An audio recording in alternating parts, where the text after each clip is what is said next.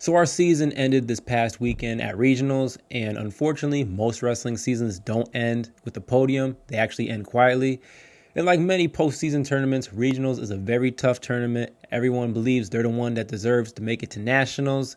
And the truth is, sometimes the guy you expect to win doesn't, which is why wrestling is such a humbling sport. Only 3 wrestlers from each weight class make it to nationals, so the margins are very small. In this video, I'm going to talk about how regionals went for us, what I saw leading up to it, and what we're going to focus on so the next season looks different.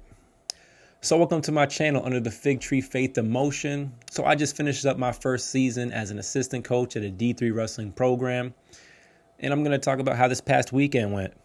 And I'm not going to sugarcoat it. To be honest, it was a very tough and disappointing weekend.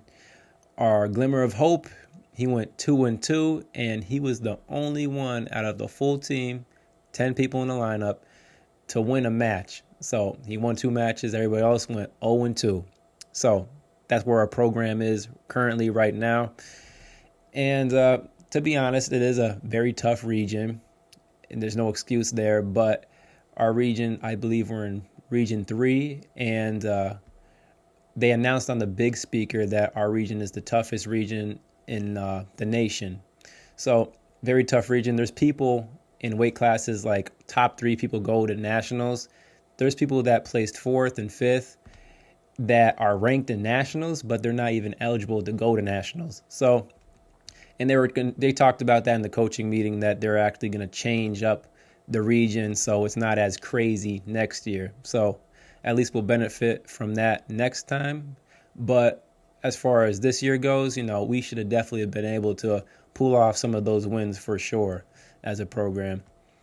And to get back to our glimmer of hope, he won 2 matches in a row. And then his 3rd match, he was a favorite, I believe, to win that match. He lost that match. It was close, obviously. And then his 4th and final match was also close, and he ended up losing that to make it to the second day and place on the podium there.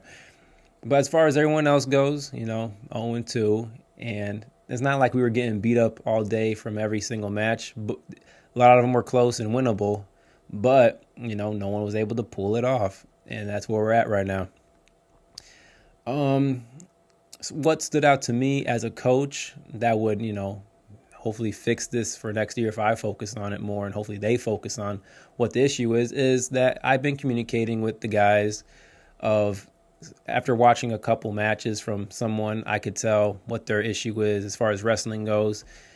And when I communicate that to them, there is a lack of intention of them trying to fix that issue. So, for example, there's someone on the team that was there that when they take bottom, they just stay down there for the rest of the period. Like there's no intention of getting out of bottom. They just kind of just chill out there.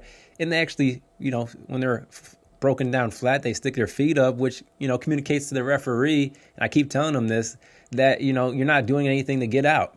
And, they're getting hit with stalling calls all day long. There's another person on the team. Their issue is they need to focus on, keeping someone down for a longer amount of time and not focus on their stand-up game as much, which it is good, but that's what actually cost them a match there. So they need to be more intentional about what their issue is, fix that so, they would be able to leap big margins just if they fix those issues. So that's what I need to, focus on more so they focus on it more. And I always provide my services of one-on-one wrestling tutoring, but no one's really taking me up on that. So it's a cultural thing. They kind of got to want it. But if they don't want it, I got to find out a way to make them want it. And if I could fix that by next season, I believe regional is going to be a different story, not just because it's going to be an easier region. Don't want to depend on that. But that's where we are as a program. So I'm not really disappointed. I just got here. It's my first year coaching. I'm kind of excited to see how far, if I stay here, we could push this program if I work with the coaches and we are on the same page, trying to get everything great. But, that's how this one went. And, looking forward, I think I am excited about the future. So that's where we're at. So now I'm going to talk about how things were leading up to regionals. And to be honest, we were pretty solid at these tournaments. We had good outcomes. We were competitive. And that's why I'm very surprised of how regionals went for us. But as far as our day-to-day training goes, we have those morning lifts. And the group was starting to get smaller, not bigger. People stopped going, maybe because they thought they wanted to save their body for regionals. But we gauge it on the week-to-week basis, not a seasonal thing. So they should have kept going. Like, it's not like we go crazy hard every single day. When competition's coming up, we cater towards that. But for some reason, they don't. A lot of people are not going consistently with that. We had just a small group of people that were consistent all season. And there was this one individual who was consistent, and then he started doing really good, and everybody started to notice. And then for some reason, once he started getting good and started winning these matches, he stopped going. So it was crazy that he did that. I even communicated to him, like, why would you do that? That's the very thing that was getting you strong enough to compete with these people. Why would you stop doing it? And, that's kind of the reasoning of some of the guys on the team. But that's what happened for that situation. As far as wrestling goes, we have a good schedule of things that we do. I believe is good. I learned it from my last program, which was pretty prestigious. And I know this stuff works, but the attitude towards some of the stuff isn't good as well.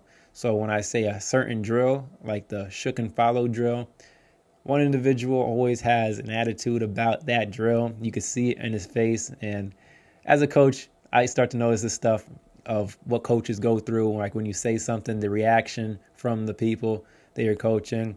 I always get a bad reaction from this individual, but that's the very thing, the very drill that they need to work on is the drill they have an attitude towards. So that's kind of the stuff leading up to regionals. Things were pretty solid. We competed pretty well in these tournaments, but then there's these little things that we go through that are not going as smoothly, and the consistency of everything, it just reflects our whole program that if one person's doing it to benefit the team, I think everybody should be able to, get on board. And like I said in these earlier videos that I kind of run it's not mandatory, those morning lifts. It's more of an organic thing where I want people to come with a good attitude in the morning because they decided to wake up. It's not because I forced them to wake up and come to the morning lifts. And it is good that we do that, but at the same time, we need to grow the people that want to come because they want to come. So it's a culture thing as well. So I need to focus on getting the culture right of kind of angling the work as not work that they despise, but work that's going to get them good and just have a better relationship with what they're doing. And they have to change their attitudes, and I have to figure out a way to get them to change their attitude towards the work and kind of become a salesman at that. So I am studying sales from the thing that I do for the traffic company, and I got to be able to angle things in a way that makes them want to comply with the program. But all in all, that's how it was leading up to regionals. Probably not as different from other teams, but there are those little things in there that make a big difference, and I got to change them. So now I'm going to talk about some of the lessons I learned from coaching, my first year coaching D3. And the first lesson, or something I became aware of, is how tough it is to build a culture, especially in D3.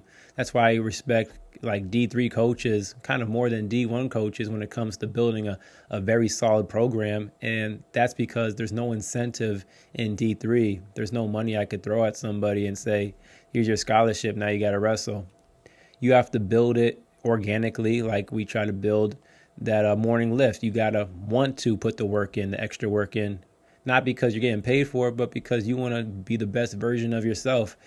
And also on top of that, you're not going to get any excuses for not handing in your homework like these D1 people get. You have to do your homework as well, be a prestigious student, and you also got to be good at wrestling. So that's what I became aware of coaching D3. It's hard to get the team on the same page to go above and beyond what you need to do in the sport of wrestling to become successful.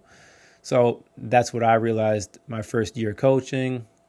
I guess another thing that I became aware of is, how fulfilling coaching is.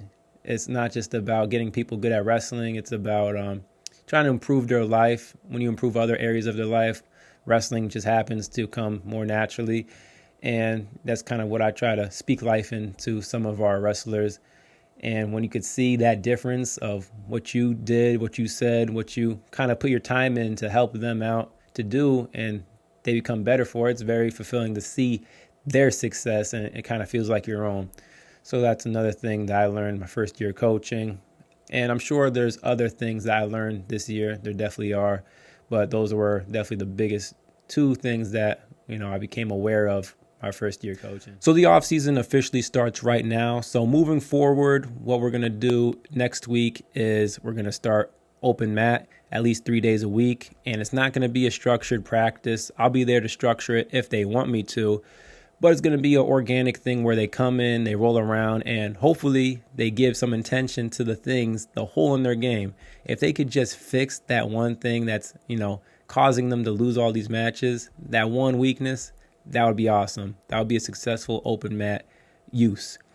In addition to that, one of the coaches wants to implement daytime lifts, and that'll also be 3 days a week. And for those people that weren't showing up to the morning lifts, when they lost, most of the time it was because they weren't strong enough. It was just like that simple. They were just getting overpowered, and for some of the people it was that obvious. So that's also going to be good for our program.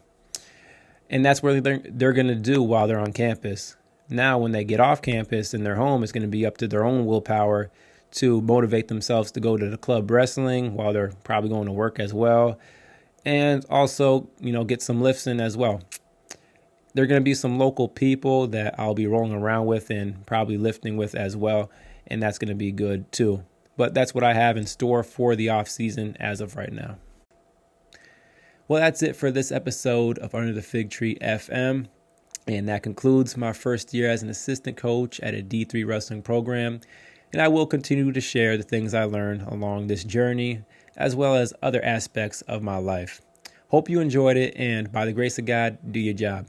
Thank you. Bye-bye.